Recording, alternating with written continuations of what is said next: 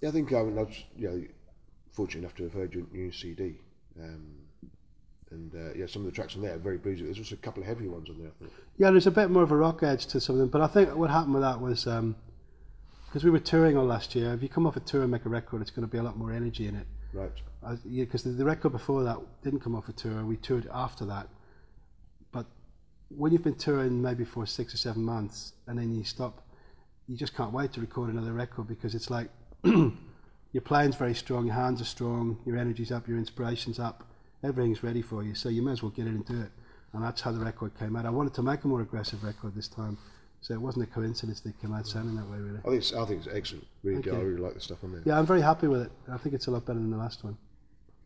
Yeah. Okay, you've been playing some of our amps up here. Yeah. At the moment, and one of the amps you plugged into the back there's the Randy Rhoads one. Yeah. Did you ever know Randy at all? I did, yeah. I knew him when he joined Ozzy. You see, what happened was I was living in LA, getting a band together called G-Force at the time, and Ozzy was living in a hotel because he'd been kicked out of Black Sabbath, and he was trying to get a band together. Now, the guitarist he wanted in his band was me. I know that for a fact because he kept trying and trying and trying, but I really didn't want to do it. I just I just left Thin Lizzy. I didn't want to get back in that situation where somebody might be a little bit less sober than they should be sometimes. Putting it nicely. Yeah. And Ozzy even said that to me. He says, "I'd drive you mad, you know." He says, "I said, I know, I've just left Thin Lizzy. I can't do all that again, man. I couldn't do it." But he really, he wanted me in the band. So what we used to do was we used to audition people for him. My band would go to a studio, and if it was a bass player playing, I'd get up and play with the bass player. If it was a guitarist, my bass player and drummer would play with the guitarist. So to help them try and get a band together, because we really liked him.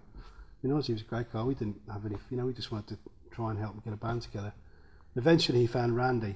I wasn't there when he found Randy. He found Randy in LA, and then they came over here to rehearse, and I used to go up and watch them rehearsing and stuff, and Randy would say to me, I don't know if I'm doing the right thing here. He was quite apprehensive about the whole thing because he was studying classical guitar, and actually I think he felt it was interrupting his studies in a way. Right. And I said, no, this is great for you, man. You've got to do this, And it's like, I think I gave him the right advice. But the funny thing was, he came to see me in the Marquee one night, and we played Parisian Walkways, and he turned around to Sharon and he said, that should be a single. It had been a single like 3 years before, he didn't realise, and he actually incorporated some of that melody into Mr. Crowley. Oh, right. There's a bit, if you listen to the solo melody, he's kind of incorporated a bit of that into that. But he was a lovely guy. He was a really, really nice kid, really sweet guy, and great guitar player, obviously. Great guitar player. Yeah, he was. Yeah, yes, that amp we did. We've done the reissue of. There's one based on when he came over here, because he came to the factory in sort of 80. Had it modded. Had it modded. Yeah. And what did he do? He had the channels connected. It's a cascading mod, I believe. That's quite ahead of its time, isn't it? I think it was. I think it's a testament not just to him knowing what he wanted, but also the engineers here at the time, knowing what they were doing. Absolutely, yeah. And okay, over the years, obviously, you've tried many Marshall amps. Yeah. You've collected a few. Yeah. Oh God. Okay. I've got about 100 amps. And which is the earliest one that you got? I've got an original JTM 45. I've got a small box 50. And I've got an old bass one that was purple, but somebody painted black gloss paint. That's a really good amp. So I've got quite a few old ones. I've got some of the Master Volume ones. I've got the JCM 800 ones. I've got pretty much something from each series. Every series. Pretty much, yeah. So obviously a vast collection. What is your favourite amplifier? Well, I've gone back to using the traditional Marshalls again now, the 1959 type. Okay.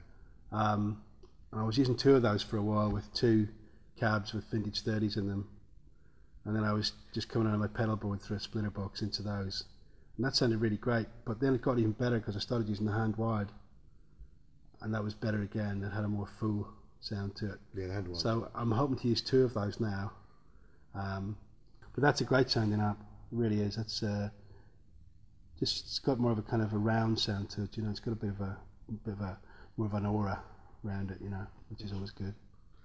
Excellent. Well, good. You always sound good whatever you play through. I think whichever Marshall you've got on there sounds great. So. Oh, if you can't sound good through a Marshall, you must be crap. There's something wrong with I think there's a bit of skill involved as well. So.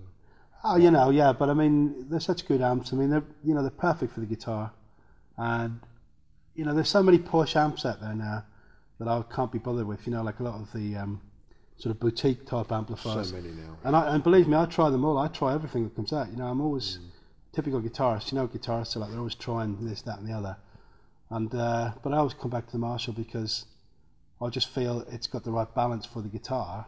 And you know, I mean, when I was a kid, I was going to see bands playing through things like this Hendrix stack here. When Cream had the same, they had the same setup. They had 2 stacks aside, and I just loved the sound of it. I just thought, well, that's the way it should be. And in those days, they didn't mic the amps up because the PAs were tiny. In fact, they were using Marshall PAs. Yeah, that's right. They'd only have maybe 4 columns aside, so like 400 watts of PA. It was trying to compete with the guitar. 400 watts of amps, you know, and the guitars were. In fact, you couldn't even hear the drums hardly. Like I remember going to see the Who, and you just hear a bit of a. You'd hear like the ride cymbal a little bit, and you couldn't really hear the drums that well. They'd maybe have one mic over them and one on the bass drum or something. That'd be it. So in those days, they couldn't really mix that front. But I mean, you could also hear the guitars and the bass, so that was pretty good for me. Excellent. Yeah.